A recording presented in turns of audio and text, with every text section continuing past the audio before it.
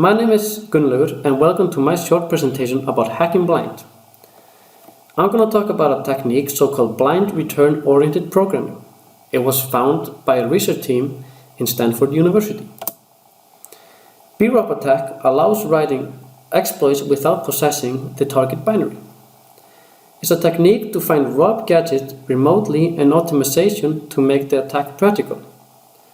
BROP attack assumes a stack vulnerability in the application, and the attacker should also have the knowledge of how to trigger it. BROP attack works against 64-bit Linux with address space layer randomization, non-executable memory, and stack canaries enabled. To make it work, the server must restart after a crash. And unfortunately, it doesn't work for Windows. So we have 3 attack steps. First off, we need to somehow read the stack and leak information about the canaries and the return address. Second, we need to find enough gadget to invoke write function and control its arguments. And last, we gotta dump enough binary to find more gadget to build a shellcode and launch our final exploit. So let's go to our first step and find out how do we leak canaries. The research team came up with a pretty efficient technique to defeat the ASLR, even if it is compiled with a PI, position-independent executable flag. This technique is called stack reading. The idea to leak canaries is to overflow a single byte sequentially until it's correct. And to know if we found the right value, the server does not crash. This algorithm is repeated for all possible 256-byte values until it's found. This attack goes on until all 8 canary bytes are leaked. After a canary, we find the saved frame pointer and the saved return address. Here we see how brute force and the stack reading techniques.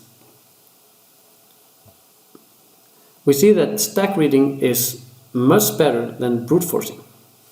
And in this example, we would have 256 over 8 if we would brute force, but 256 times 8 with stack reading. So let's move on to our second step. Our goal here is to find enough gadget to invoke write function. After we've done that, we can dump the binary from memory to our network to find more gadgets.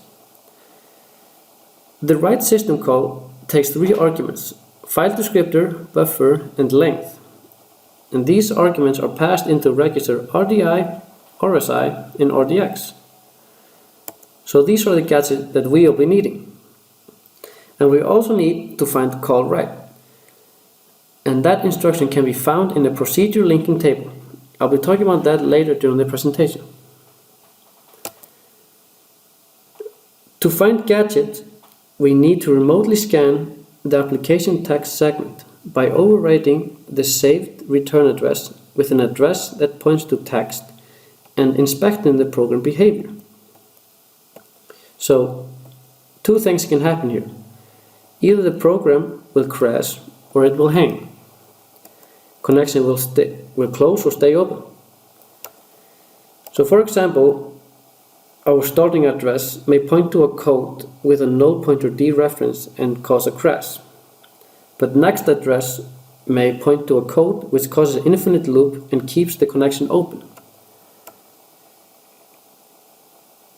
The gadget that stops the program execution are the fundamental to finding other gadgets.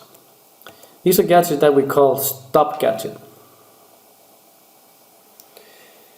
So finding gadget can be a problem even if the return address is overwritten with address of useful gadgets like pop RDI.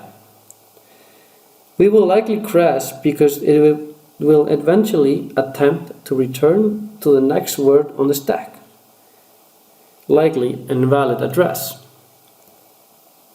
So to find gadget, we need to stop the rob chain execution.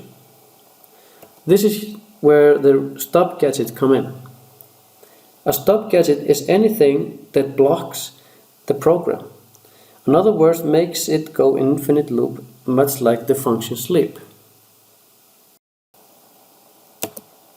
Now that we found a broad gadget, it sequentially pops 6 values from stack and returns. Broad gadget is very common as it restores all calling saved registers. Misline parsed at offset 0x9 it yields pop RDI gadget, and at offset 0x7 it yields a pop RSI gadget. So by finding a single broad gadget, we actually find 2 useful gadgets that controls the first 2 arguments to calls.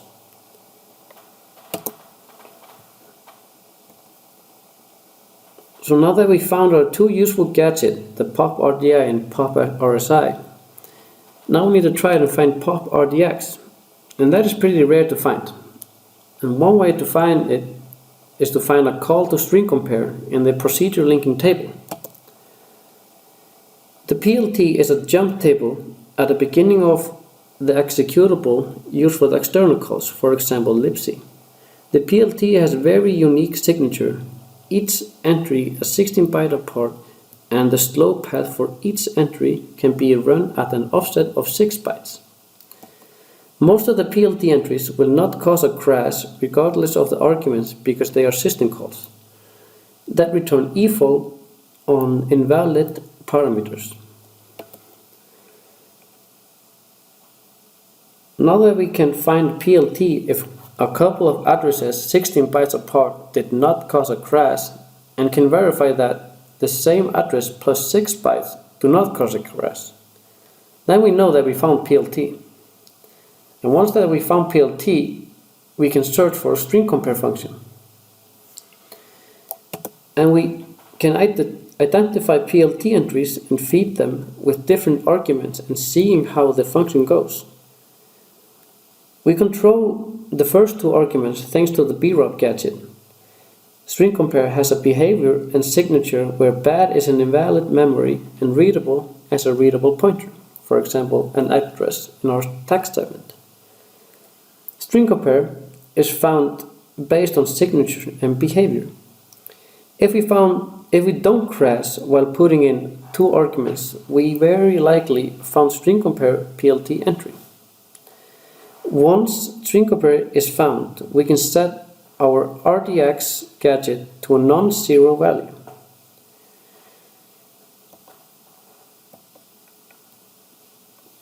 So far we found 2 arguments to any call. First 2 through a BROB and third one indirectly through the string compare.